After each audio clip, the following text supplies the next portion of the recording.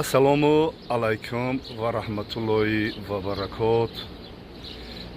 ҳозир ман дар сарзамини муқаддас, дар беҳтарин макон, дар назди хонаи аллоҳи меҳрубон ҳастам ва дар шабакаҳои интернетӣ мебинам мардуми қирғизу тоҷик чӣ қадар хурсандӣ доранд, чӣ қадар ба орзуи деринашон расидаанд, чӣ қадар дар ин моҳи шарифи рамазон, дар ин моҳи авфи гуноҳҳо, дар ин моҳи раҳмат, дар ин моҳи озодӣ аз оташи дӯзах болои ин ду қавм, ду миллат, ду давлат хурсандӣ дорад.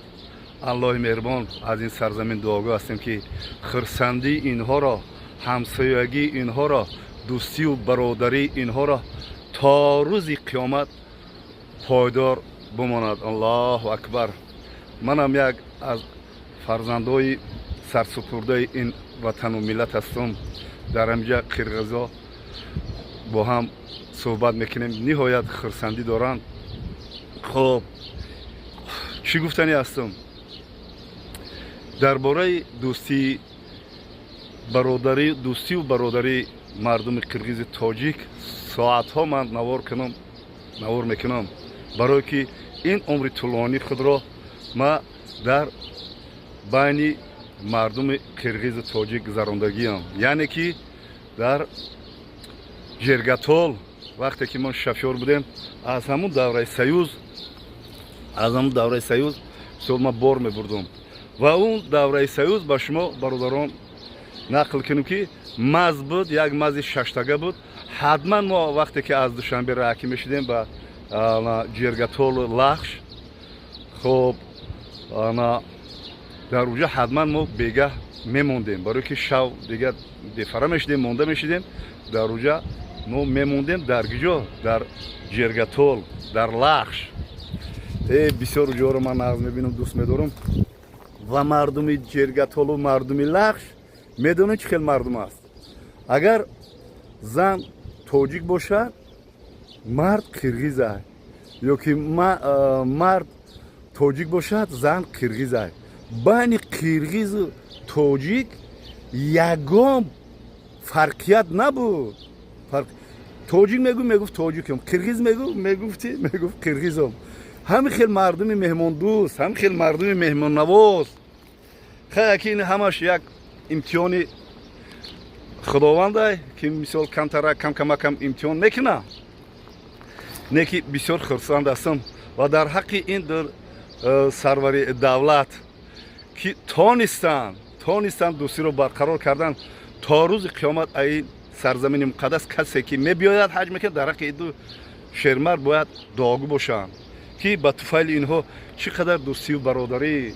мебинам ҳамин хел хурсандам ва мо мерафтем ва давраи мушкилтарин давраҳорам, яъне ки давраи ҷангҳои шаҳрвандирам, хоб мардуми ҷергатол, мардуми лахш домони худро боз карда буд ба гирезаҳо ки таърих гувоҳӣ медиҳад ва тонистанд дар ҳамун даврарам бисёр кӯмаки худро дариғ надоранд. бовар ки беҳад нағз мебинам, дӯст медорам ва имрӯз хурсанд ҳастам. ва як нофаҳмӣ шид 2 сол пеш буд, чанд сол пеш, 1.5 сол пеш буд, 2 сол пеш зиёдтар буд. хеле мегиристам, хеле ғамгин будам ки ин ду бародара ҷудо кардан аз ҳамдигар бениҳоят мушкил аст. ҷудо нашавандаанд. ҳам динанд, ҳам мазҳабанд, ҳам хунанд, ҳам деҳаанд, ҳама якҷоянд. илоҳинам ин дӯстиро то рӯзе ки дунё бино аст, аллоҳи меҳрубон поянда бод. бениҳоят хурсанд ҳастам. ба шумо маълум аст ки ман як одами солхӯрда, як дар шабакаи интернетӣ баромад мекунам бо факту ҳуҷҷату рақаму далел. бениҳоят хурсанд ҳастам. бояд ин сулҳа, ин дастоварда бояд мисли гаҳвараки чашм бояд мо эҳтиром кунем, ҳимоя кунем ва ба насли наврас ин бояд дарси ибрат шавад. барои ми бачаҳо шоири бузурги тоҷик гуфтагие ки хоб дӯстиро ҷустуҷӯ дорем мо از امانی گفتگو داریم ما.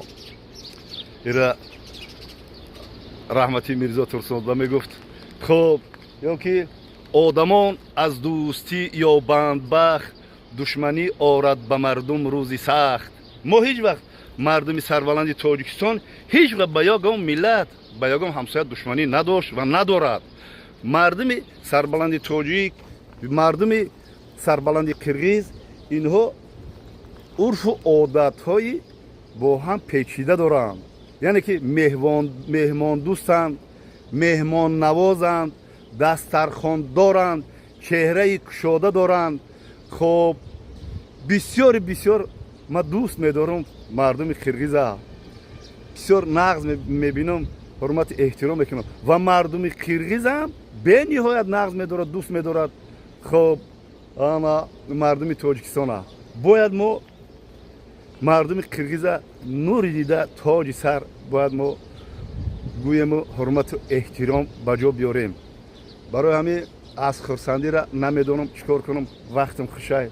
در همین غریبی نه خیلی در خانه الله مهربان هستم، در بهترین مکان و بهترین سرزمین هستم. خدا عمره ما رو به درگاه بی‌نیازش قبول کرده باشه و نه که وطن ای دوستداری وطن ای گوشه ایمان. خب دامانی وطن دامانی مادر دیگه چیزای. خب برای همین دوست باشیم، برادر باشیم، در پهلوی همدیگر باشیم. ای همه کاری وزبین این ملتچگی ای ملتچگی باید ما ملتچی نباشیم. در اینجا میبینیم قرغیزا آمادگیان هم خیلی گروه حج کیستن، سلام علیک میکنیم، میپرسیم. خدای مهربان باز هم تکرار میکنیم که دوستی و برادری این دو ملت تا روزی که دنیا بنا است پایدار بداره. الله اکبر. برادرها خیلی خرسند هستم، خیلی شکرانه الله پاک میکنم، شکرانه میکنم که به ما چنین دولت و چنین ملت و چنین سرورهای غمخوار و دلسوز داده. برای همین رشته سخن دراز کردنی نیستم. ما انشاءالله با امر خدا در نزد خانه الله برای وطن، برای گلگلشکفانی وطن، برای تنجی و آرامی وطن، برای صلح و ثبات وطن، برای پیشرفت و ترقیات وطن،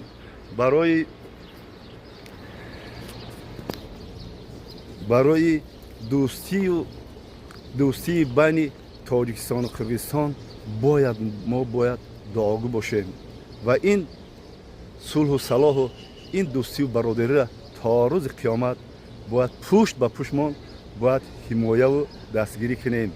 الله مهربان هممون به مراد و مقصد و آرزویی که داریم برسانمون. الله اکبر. خیلی زیبا گفتگی ای. خب بازم تکرار شود میخوام زمزمه کنم. آدمان از دوستی یا بندبخت دشمنی آرد به مردم روزی سخت. دوستی را جستجو داره ما، از امانی گفتگو داره ما. زنده و سربلند و خان آباد باشیم.